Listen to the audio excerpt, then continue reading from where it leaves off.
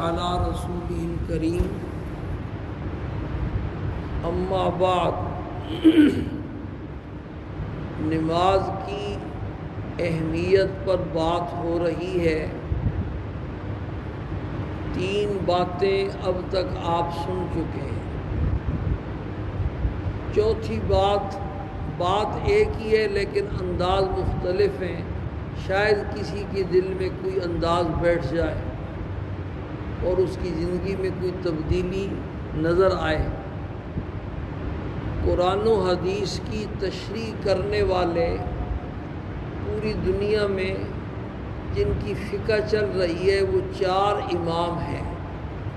بس اللہ پاک کا تکوینی معاملہ ہے کہ پوری دنیا کے مسلمان ان کی اکثریت ان 4 اماموں کی فقہ پر چل کر کے اپنی زندگی گزار رہی ہے، نماز، روزہ اور دیگر احکام۔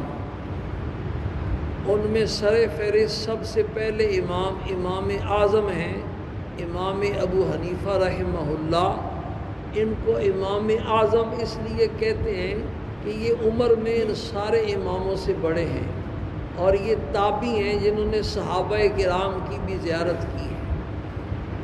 دوسرے امام ہیں امام مالک رحمہ اللہ۔ تیسرے امام ہیں امام شافعی رحمہ اللہ، اور چوتھے امام ہیں امام احمد ابن حنبل رحمہ اللہ۔ یہ 4 امام ہیں جو قرآن و حدیث کی تشریح کے ماہر ہیں اور جن کی فقہ پر پوری دنیا چل رہی ہے۔ فقہ کسی الگ چیز کا نام نہیں، قرآن و حدیث کی تشریح کا نام ہے۔ جیسے قرآن حدیث کے بغیر سمجھ میں نہیں آتا، اسی طرح قرآن و حدیث دونوں فقہ کے بغیر سمجھ میں نہیں آتے۔ قرآن و حدیث کی گہرائی میں چھپے ہوئے ایسے مسائل جو عام الفاظ سے سمجھ میں نہیں آ سکتے، وہ لوگ جو اجتہاد کے درجے کو پہنچے ہوئے ہیں، ان لوگوں نے غور و فکر کر کے قرآن و حدیث کی گہرائی سے جن مسائل کو ظاہر کیا، ان مسائل کا نام کیا ہے؟ فقہ ہے۔ پاکستان، ہندوستان اور بنگلہ دیش یہ بر صغیر، اس میں اکثریت امام ابو حنیفہ رحمہ اللہ کے ماننے والوں کی ہے۔ سعودی عرب اور اس کے قرب جوار میں اکثر عربی ممالک میں امام احمد بن حنبل رحمہ اللہ کی فقہ جو ہے وہ چل رہی ہے، اس کے ماننے والے ہیں۔ انڈونیشیا، ملیشیا میں امام شافعی رحمہ اللہ کی فقہ چلتی ہے، اور کچھ مغربی ممالک ہیں، الجزائر وغیرہ، مراکش وغیرہ، کچھ افریقی ممالک ہیں، وہاں امام مالک رحمہ اللہ کی فقہ کو مانا جاتا ہے۔ تو بہرحال یہ 4 امام قرآن و حدیث کی تشریح اور فقہ کے کرنے والے، جن کی فقہ پر امت چل رہی ہے۔ کسی ملک میں صحیح اسلامی شریعت، ٹھیٹھ ماڈرن اسلام نہیں جیسے ہمارا اسلام ہے، صحیح ٹھیٹھ اسلامی شریعت جب بھی کسی ملک میں آئے گی تو ان 4 اماموں میں سے کسی ایک امام کی فقہ کو نافذ کیا جائے گا۔ اب یہ 4 امام بے نمازی کے بارے میں کیا کہتے ہیں؟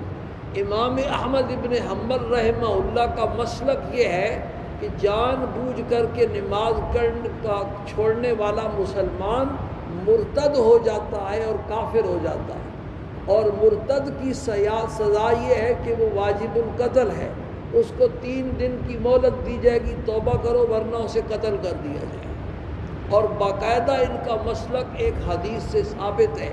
کل بھی حضرت عبادہ ابن صامت، عصر کے بعد ہمارے یہاں تبلیغی جماعت والوں کی تعلیم ہوتی ہے، ہمارے بھائی نے جو حدیثیں سنائیں، ایک حضرت عبادہ ابن صامت کی روایت تھی رضی اللہ تعالیٰ عنہ کی، اور دوسری حضرت ابو درداء رضی اللہ تعالیٰ عنہ کی روایت تھی۔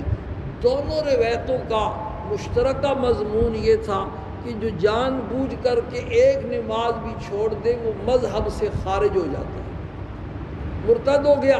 تو مرتد کی سزا کیا ہے؟ بھئی واجب القتل ہے۔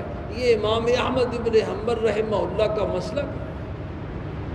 دوسرا مسلک امام مالک کا اور تیسرا امام شافعی کا۔ یہ دونوں امام اس بات پر متفق ہیں کہ جان بوجھ کر کے نماز چھوڑنے والا اگرچہ کافر تو نہیں ہے، لیکن اس نے اتنا بڑا جرم کیا ہے کہ اس جرم کی سزا یہ ہے کہ اس سزا میں اس کو قتل کر دیا جائے، پھانسی لگا دیا جائے، گولی سے اڑا دیا جائے، حداً اس کو قتل کر دیا جائے گا۔ جیسے شادی شدہ آدمی زنا کرے تو اس کی سزا کیا ہے؟ اس کو سنسار کر دیا جائے، اس کو زندہ رہنے کا حق نہیں دنیا میں۔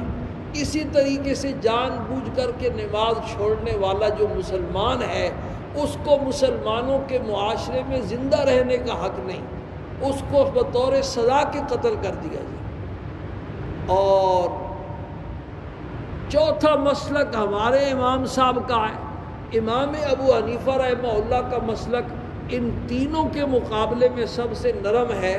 امام صاحب فرماتے ہیں بے نمازی جو جان بوجھ کر کے نماز چھوڑے گا اس کو جیل میں ڈال دیا جائے اور اس کو اتنا مارا جائے کہ اس کا خون بہنا شروع ہو جائے اور اسی حال میں جیل میں سڑتا رہے حتی یتوب او یموتا، یہاں تک کہ پکی توبہ کر لے یا اسی حال میں اس کا جیل کے اندر ہی انتقال ہو جائے۔ اب آپ سوچیں کہ ہمارے مسلمانوں کے معاشرے کا نماز کے بارے میں کیا حال ہے۔